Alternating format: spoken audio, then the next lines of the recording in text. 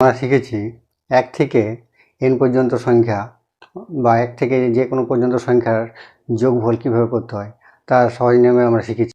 কিন্তু এবারে আমরা শিখব 1 থেকে n পর্যন্ত সংখ্যার জোড় সংখ্যার যোগফল। সে 1 থেকে 100 বা 1 থেকে 200 যেই হোক, সেই জোড় সংখ্যাগুলি আমরা যোগফল করবো কী করে, কী সহজ পদ্ধতিতে কীভাবে।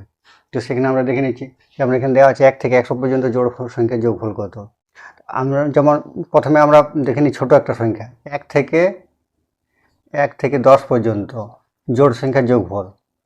জোড় সংখ্যার যোগফল কত হবে, সেখানে যদি আমরা সাধারণ নিয়মে করি 2 + 4 + 6 + 8 + 10, এগুলো যোগ যদি করি 6 আর 6 12, 12 আর 20 আর 10 30।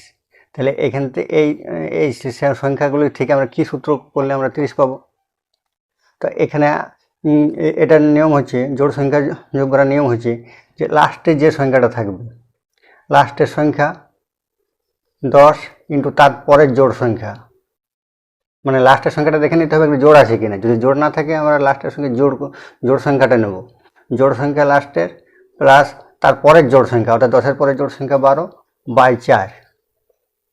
তাহলে এটা যদি আমরা কাটাকাটি করে দিই 3 × 12 = 30। তাহলে এখান থেকে এই সংখ্যার যোগ করে যেমন 30 হলো, সেরকম 30।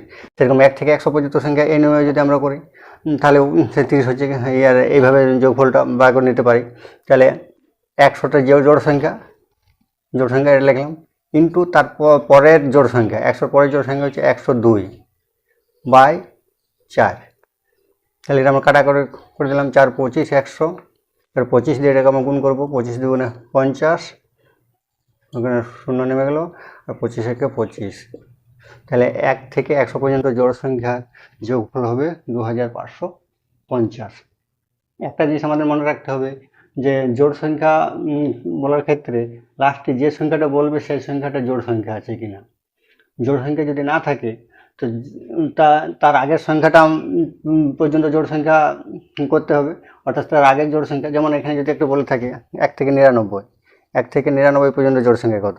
তো 1 থেকে 99 পর্যন্ত আমরা তো জোড় সংখ্যা পেয়েছি 98, এর আগের যোগ সংখ্যা 98 পর্যন্ত যোগ করতে হবে।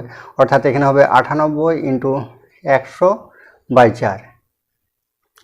যদি জোড় সংখ্যা না থাকে তো তার আগে যে জোড় সংখ্যাটা সেই জোড় সংখ্যাটা করব, এবং তারপরের যে জোড় সংখ্যা সেই জোড় সংখ্যাটা ইন্টু করে তার 4 দিয়ে ভাগ করব। তাহলে সেইভাবে করলেই আমরা এখানে সেই জোড় সংখ্যার যোগফল পেয়ে যাব। এইভাবে করতে হবে জোড় সংখ্যার যোগফল।